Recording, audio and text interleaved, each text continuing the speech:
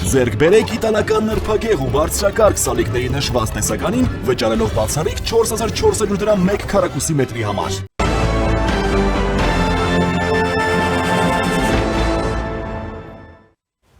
Երեք CVK-ում կայքի ձեռքում է հայտնվել Հայաստանում հեղաշրջում իրականացնելու ընդդիմության ծրագիրը։ Այն ներկայացնում է գործողությունների փուլային ծրագիր, որտեղ նաև նշվում են կոնկրետ դերակատարների անուններ։ Նյութի մեջ նշվում է Գագիկ Ծառուկյանի, Սամվել Կարապետյանի և մի շարք այլ հայտնի մարդկանց անուններ, այդ թվում նաև Բագրատ Սրբազանի, որը պետք է առանցքային դեր ունենա հեղափոխական զանգվածային կոնսոլիդացիայի հարցում։ Նյութի հրապարակումից հետո վարչապետ Նիկոլ Փաշինյանը իր Facebook-յան էջում գրել է. «Այս process-ը պատմության մեջ կմնա որպես ստահակների ձախողված հեղաշրջում»։ Ավելի ուշ հայտնի դարձավ, որ գլխավոր դատախազությունը CVK-ում կայքի կողմից հրապարակված ընդդիմության հեղաշրջման պլանը հրապարակումն ուղարկել է քննչական կոմիտե վարույթ նախաձեռնելու հարցի համար։ Միևնույն ժամանակ շարունակվում է իշխանություն եկեղեցի հակամարտությունը։ Երեկ վարչապետը 2 անգամ Facebook-յան գրառում է կատարել, որտեղ եկեղեցու ներկայացուցիչներին մեղադրել է անառակաբարո գործողությունների կատարման մեջ։ Կտրիչ Ներսիսյան, այսինքն մնացել եք մի քանի պոռնկաբարո հոգևորականների հույսին,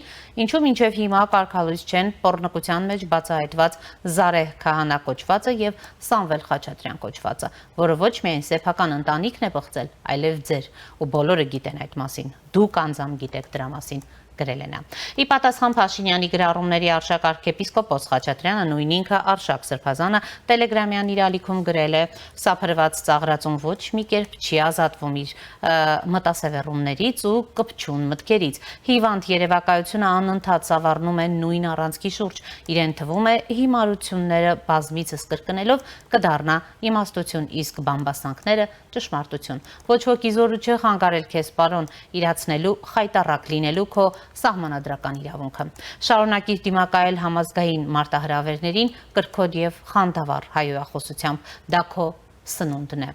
Իդեպ, երեկ Նիկոլ Փաշինյանը նաև հայտարարեց, որ Հայաստանի էլեկտրական ցանցեր փակbaşնետիրական ընկերության պետականացման պլանը պատրաստ է։ Շատ շուտով կմտնենք գործնական փուլ, պրոցեսները տեղի կունենան Հայաստանի Հանրապետության եւ օրենսդրությանը համապատասխան, այդ մասին գրել է Facebook սոցիալական ցանցում նա։ Միևնույն ժամանակ պարզ դարձավ, որ Ռոմանոս Պետրոսյանը երեկ չի բացառել, որ հեծը պետականացնելուց հետո նորից տրվի մասնավորին։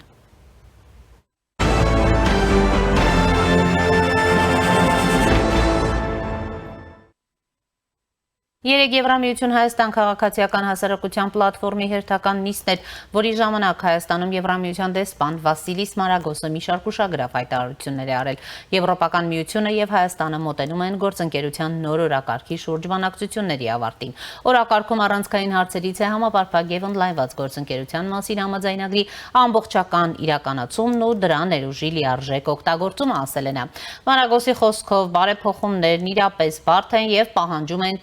տեխնիկական աջակցություն ու փորձագիտական փոխանակում Եվրամիության անդամ երկրների եւ այլ գործընկերների մասնակցությամբ նա ընդգծել է, որ առկա է հստակ հանձնառություն ինչպես կառավարության, այնպես էլ քաղաքացիական հասարակության կողմից։ Դեսպանը տեղեկացրել է, որ ներկայում աշխատանքներ են տարվում գործընկերության նոր օրակարգի մշակման ուղղությամբ, բանակցությունները գրեթե ավարտված են եւ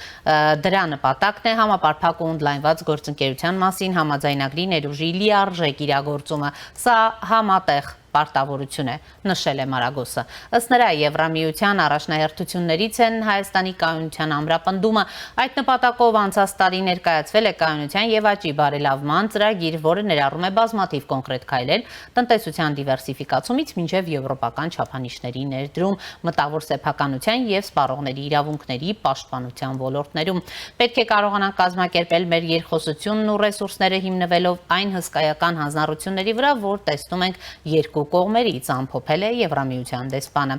Իսկ Հայաստանի փոխվարչապետ Մհեր Գրիգորյանը Եվրամիություն Հայաստան քաղաքացիական հասարակության պլատֆորմի շրջանակում կազմակերպված քննարկման ժամանակ խոսել է դատական համակարգի բարեփոխումներից, Հայաստանի ապաշրջափակումից եւ էներգետիկ անվտանգության ապահովումից։ Նա նշել է, որ էներգետիկ համակարգի զարգացման հիմնական մարտահրավերը Հայաստանի գլոբալ էներգահաղորդիչ ցանցերի կապված չլինելն է։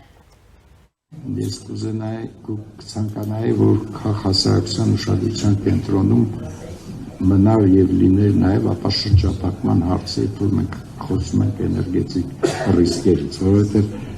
ապաշրջափակված լինելը դա առաջին կարևոր քայլն է, որը չեզոքացնում է էներգետիկ ռիսկերի երևի 40%, որը այսօր մենք ունենք։ Ինչ վերաբերվում է ալտերնատիվ գազային տրանզիտին, ինքնից լավ գիտեք, շատ է քննարկվել այդ հարցը, ինքը մենք պիտի շատ լավ հասկանանք արդյոք այդ ուղղությունից կա կահավորված ենթակառուցված, ես դիամետրի մասին չեմ ասում, պարզվում է, որ խնդիրը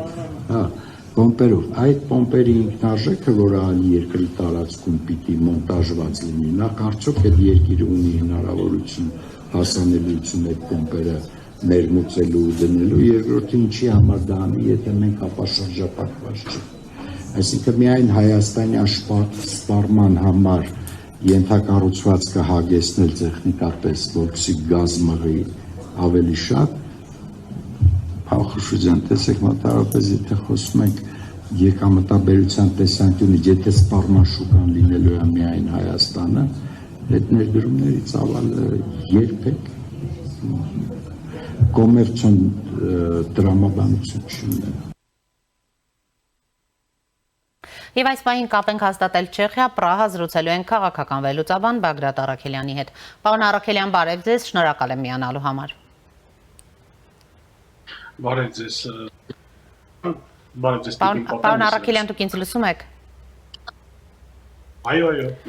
Եվ այսպես, պարոն Առաքելյան, մինչ կանդրադառնանք զրույցին, քիչ առաջ նոր տեղեկատվություն ստացվեց ըստ լրատվամիջոցների հաղորդումների, իրավապահները վաղ առավոտից փաստորեն խուզարկություններ են սկսել Վազգեն Գալստանյանի շարժման աջակիցների տներում եւ նաեւ հենց Վազգեն Գալստանյանի տանը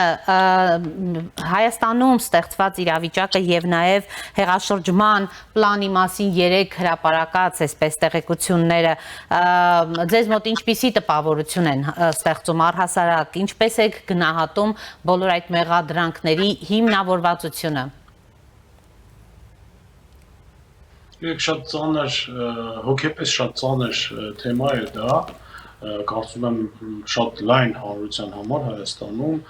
քանի որ խոսքը գնում է մեր հայ առաքելական Սուրբ եկեղեցու մասին։ Եվ հիմա փաստորեն մենք ստիպված ենք արձանագրել, որ մեր եկեղեցին զավթված է որոշակի գործակալներով, որոնք որ աշխատում են մեր պետականության դեմ, որոնք որ ջանք չեն խնայում, որպեսզի օրինական ընտրված ղեկավարությունը, երկրի կառավարությունը հեղաշրջեն, այսինքն հեղաշրջում անեն, այն թվում նաև հնչեցվել են բառեր, որ ռազմական հեղաշրջում է անհրաժեշտ անել, եւ մեր եկեղեցին, այն եկեղեցին, որը որ հարյուրավոր տարիներ պաշտպանել է մեր հայկական ինքնությունը, մեր ազգի սեփական ոգին, այդ եկեղեցին այսօր փորձում են բղծել եւ խոսքը հենց եկեղեցականների մասին է, այն մարդկանց ամենայն դեպս, որոնք որ իրենց եկեղեցական են համարում, այդ խնդիրը, որը որ հիմա չգիտես ինչի հենց հիմա վերջերս հենց արդիացավ, այդ խնդիրը գոյություն ուներ տասնյակ տարիներ եւ դրա մասին խոսվել է, դրա մասին արձանագրվել է տարբեր մարդկանց կողմից, ես հիշում եմ այն եկեղեցին, որը որ եղել է մինչեւ 90-ական թվականները եւ 90-ականների սկզբում եւ տեսել եմ այն եկեղեցին, այն ինչ է դարել այդ եկեղեցին այսօր, ես խոսքս գնում է, չգիտեմ, սկսած այն վերանորոգումից, որը որ տեղի ունեցավ եկեղեցում, ինչպես Եվրոռեմոնտը, որը որ անեցին մայր տաճարում, որը որ մենք հայտարարում ենք, ասում ենք, խոսում ենք, տարածում ենք նրա մասին, որ այդ ամենահին քրիստոնեական եկեղեցին աշխարհի վրա, բայց հարյուտես, որ այնտեղ պարզապես մի հատ այնց վերանորոգում են արել ճակերտներում, որ կարելի ասել, որ եկեղեցու այդ աուրան է կորել ընդհանրապես, այն հին պատմություն տեսած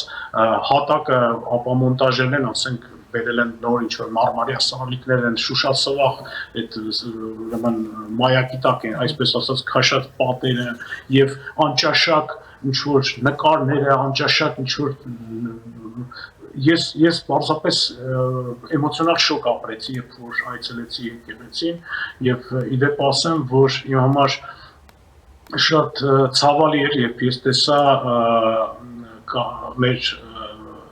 վեհապարի նստավայրը, որ հայտնվել է արդեն չափարների հետևում եւ այդ նստավայրը կարելի է տեսնել արդեն ճաղերի հետևից եւ այնտեղ նստած է մի ինչ-որ մի տնակ է,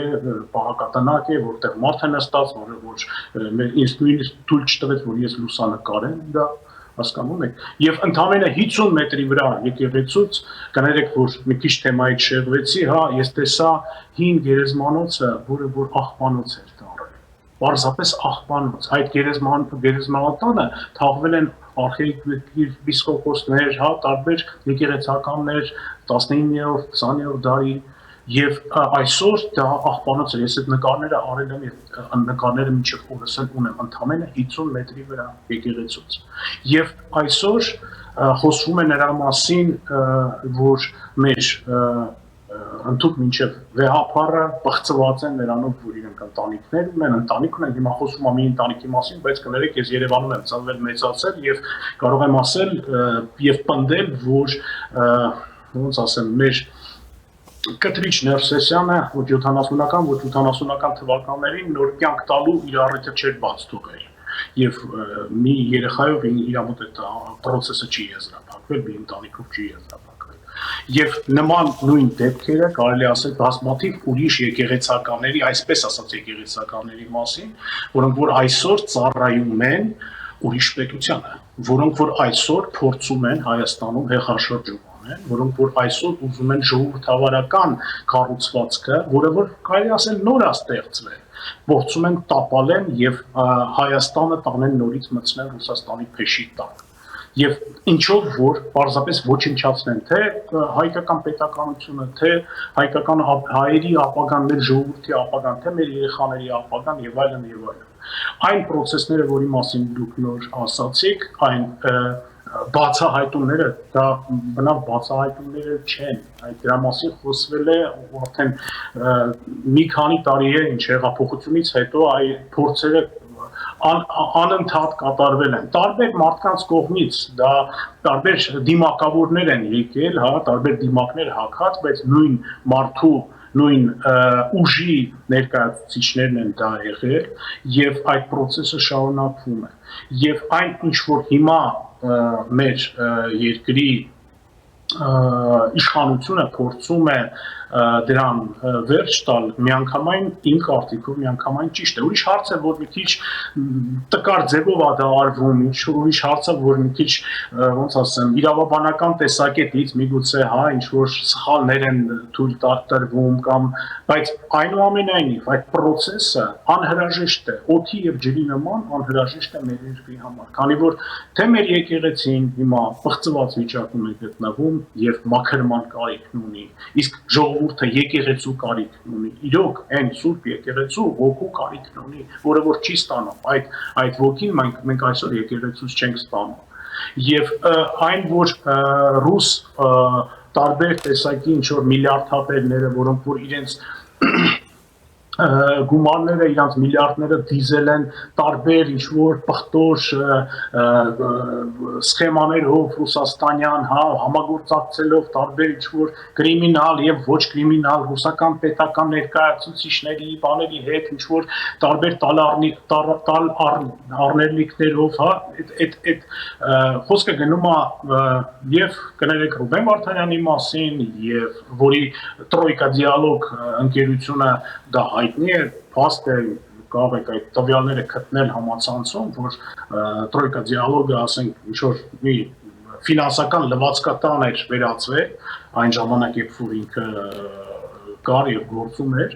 եւ վերջացած Սամվել Կարապետյանի ինչ-որ գործերով այն նույն կիսակրիմինալ ռեյդերային հարցակումներով Ռուսաստանում նկատի ունեմ, որտեղ ինքը նկատված էր, ոչ թե նկատված էր, այլ քրեական գործեր էին հարուցված։ Հիմա ռուսական մեդիաներով խոսում են, որ սուրբ Սամվել, չգիտեմ, հայանունը տենց էլ դիմում են, որ ինքը ուրեմն այդպիսի սուրբ մարդը, որ հայ եկեղեցուն ֆինանսավորել է, միջայլոց այլոց մի հատ էլ տենց ռեմարկ անեմ, որ մտա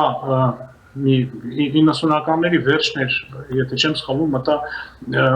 վեհապարի նստավայրը եւ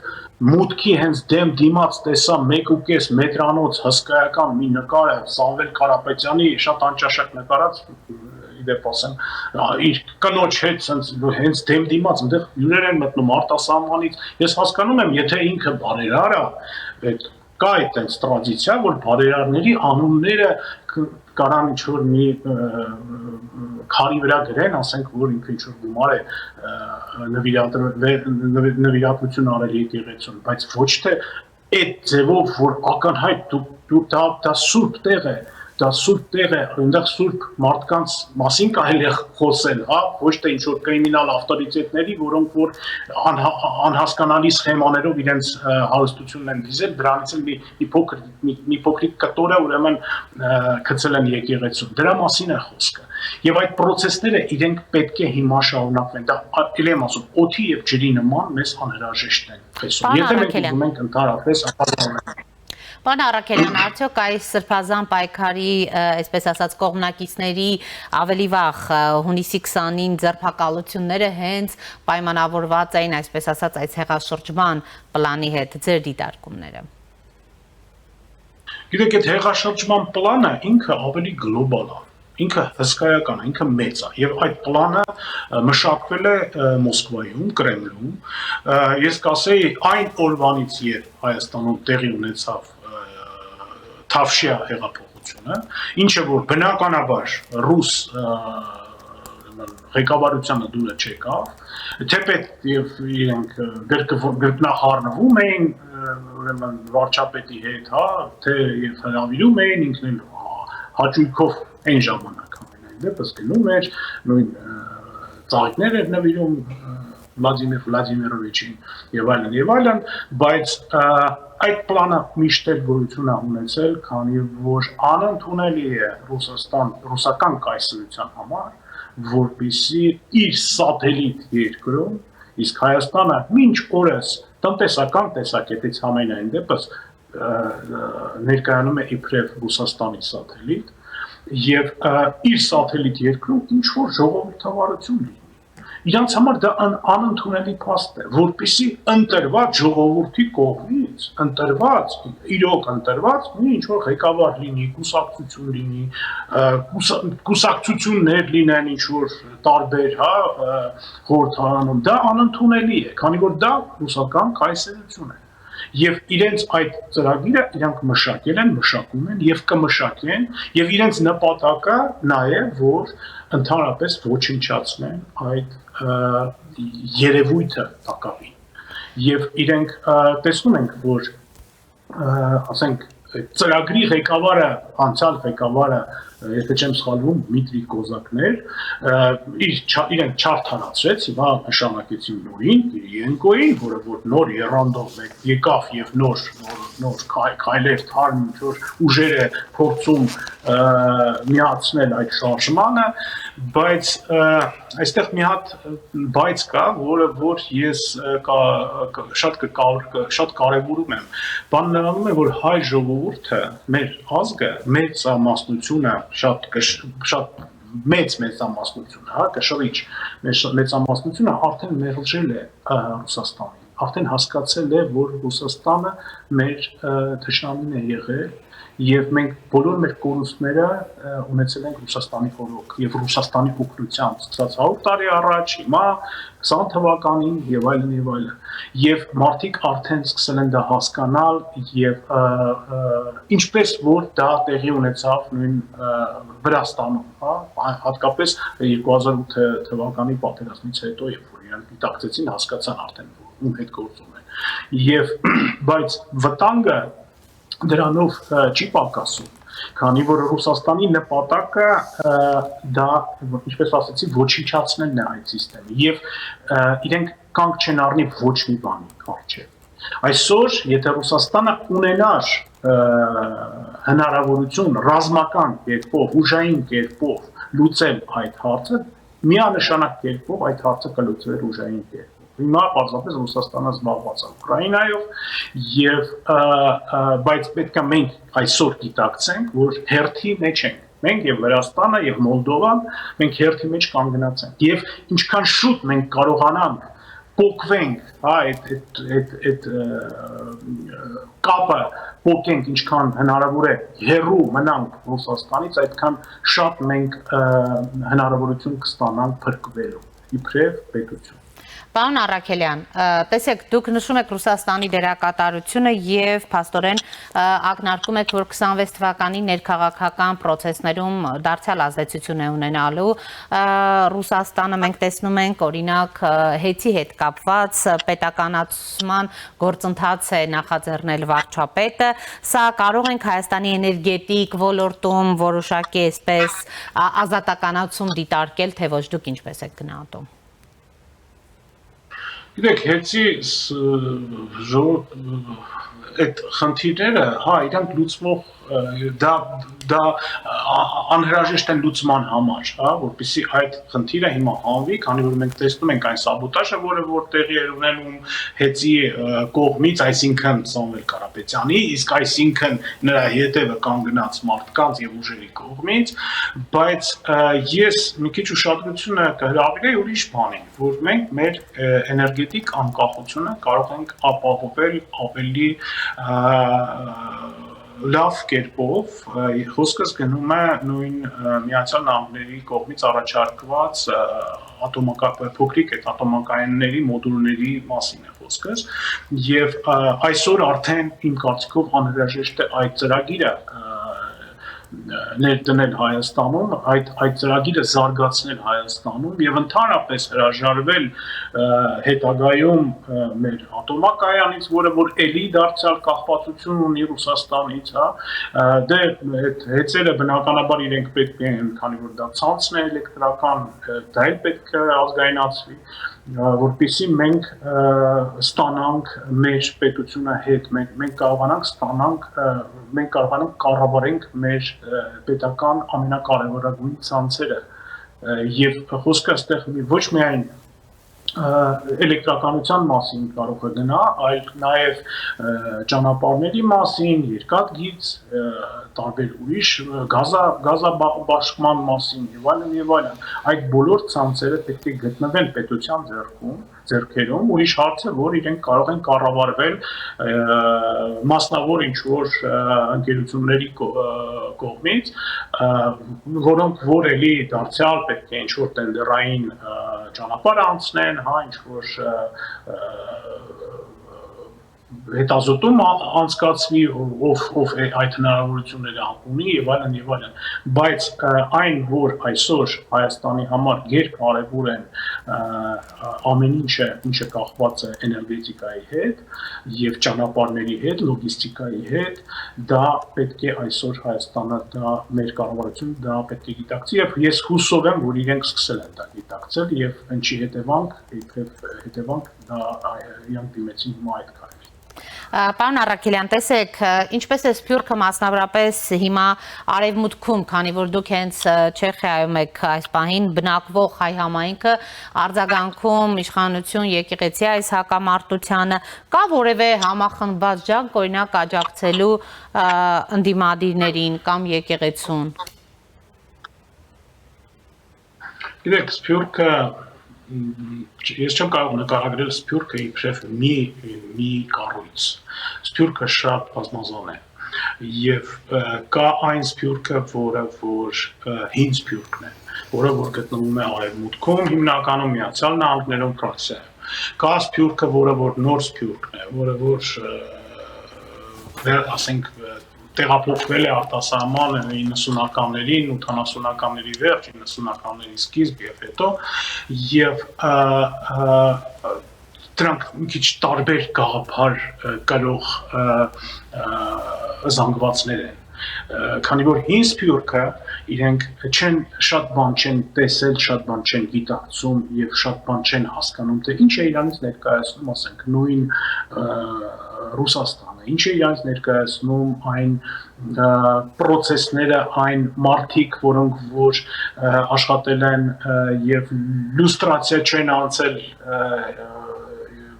նոր Հայաստանում, հա, եւ կան նոր սփյուռքը, որը որ չափազանց լավ է գիտակցում, լավ է հասկանում, լավ է տեսնում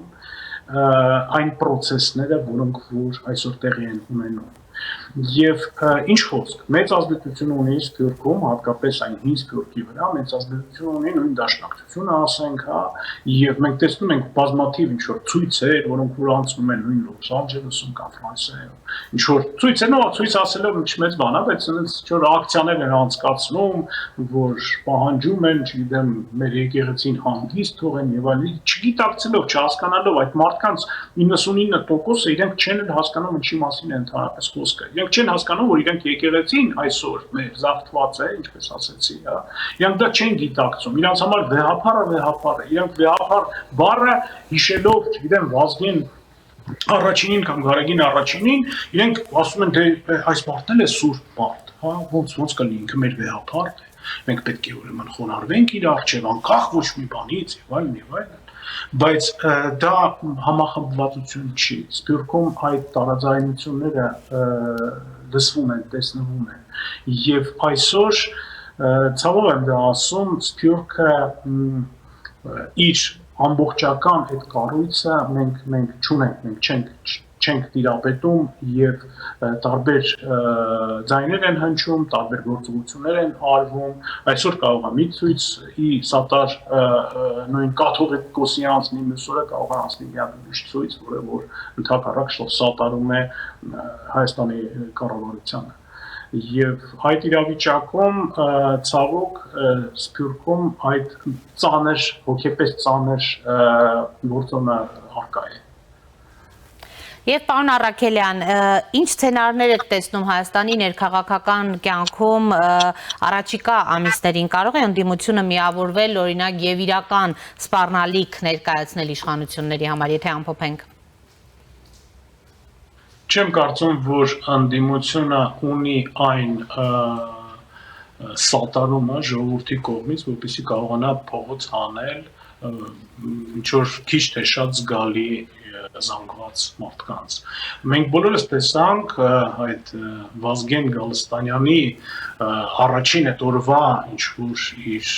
ցույցը, երբ որ հիշում եք, որ ինքը 5 րոպե էր տալիս վարչապետին, հետո 15 րոպե տվեց, հետո ինչ որ ժամանակը ավելացնում էր, այդ օրը իրենք հասան իրենց գագաթնակետին, քանի որ այդ ցույցին, որը տեղի ունեցավ Հանրապետության հրապարակում, եկել էին ոչ թե այն մարդիկ, որոնք որ սատարում էին Գալստանյանին կամ ինչ-որ գաղափարին, այլ իրենք պարզապես եկան ինչ-որ նոր դեմք, հա, սրբազան է, եկել է, ինչ-որ բան է ուզում ասել, բայց իրենք եկան հավաքվեցին, իրենք բնականաբար նկարեցին այդ ամեն տեսեք ինչքան մարդ է մեզ սատարում, բայց դրանից հետո մենք տեսանք ինչով դա ավարտվեց։ Սուրբ Աննայի եկեղեցու Բաքում հավաքվում էին 100 հոգի մարդ, Գալստանյանը ինչ-որ ճառեր էր ասում, իրենք գնում էին տներով քնելու։ Եվ այսօր այդ վիճակը մարդիկ արդեն անցել են, այդ Ռուբիկոն արդեն անցած է մեր կողմից, հա, իսկ իրանք դա կամ չեն գիտակցում, կամ պարզապես իրենց պատվիրատուներին ձև են անում, որ դեռ հնարավոր է Հայաստանում ինչ-որ մենք հիմա դեռ ուժ ենք ներկայացնում, դեռ մարդկանց կարող են փողոց հանել եւ այլն, ինչի դիպած եւ ստանում են համապատասխան ֆինանսական եւ ոչ ֆինանսական դիվիդենդներ, ինչով որ կարողանում են այդ հժդժությունները կազմակերպել։ Բայց մենք տեսնում ենք ռեալ, որ կարող են 2-3 հոգի, հիմա այս վերջերս իմացա, որ ինչ-որ Բաղրամյան փողոցներ ինչ-որ փակ, ինչ-որ մի ժամանակ, հա, տեսա տեսանյութում, որ այնտեղ 2 թե 3 թե 5 հոգի, թողել 10 հոգի կամ 20 հոգի մարդ են այդ փողոցը փակել եւ ոչ մի մասսայական, ոչ մի զանգվածային ակցիայի մասին խոսք անգամ չէր կարող լինել։ Մարդիկ հոգնել են արդեն այդ անընդհատ, ուրեմն տարբեր դիմակներով, ինչպես ասեցի, հայ եկածող մարդկանց, որոնք որ նույն ուժն են ներկայացնում։ Իրենց նպատակը մեկն է, որպեսզի Հայաստանը ապամոնտաժվի, որպեսզի Հայաստանը դառնա պարզապես ռուսական ռազմաբազա, ընդամենը 1 միլիոն բնակչությամբ։ Այդ դա է Ռուսաստանի երազանքը։ Դա իդեալական տարբերակն է Հայաստան իբրև սատելիտ երկիր, հա, որպեսզի ՄԱԿ-ում ինչ-որ ձայն ունենա, այս ունենա, այն ունենա, ու իրանք կարողանան դա ոնց ասես օգտագործել, ինչպես դա արել են մինչև 18 թվականը։ Հայաստանը բոլոր իր քայլերը համապատասխանեցնում էր հեռախոսով, բնականաբար Կրեմլի հետ, եւ մենք ստացանք այն ինչ որ ստացանք։ Շնորհակալ եմ պարոն Առաքելյան զրույցի համար։ Ես եմ շնորհակալ։ Հիշեցնեմ, կապ էինք հաստատել Չեխիա, Պրահա, զրուցում էինք քաղաքական վերլուծաբան Բագրատ Առաքելյանի հետ։ Այս ժամի համար այսքանն էինք նախատեսել։ Հետևեք մեր թողարկումներին, կհանդիպենք։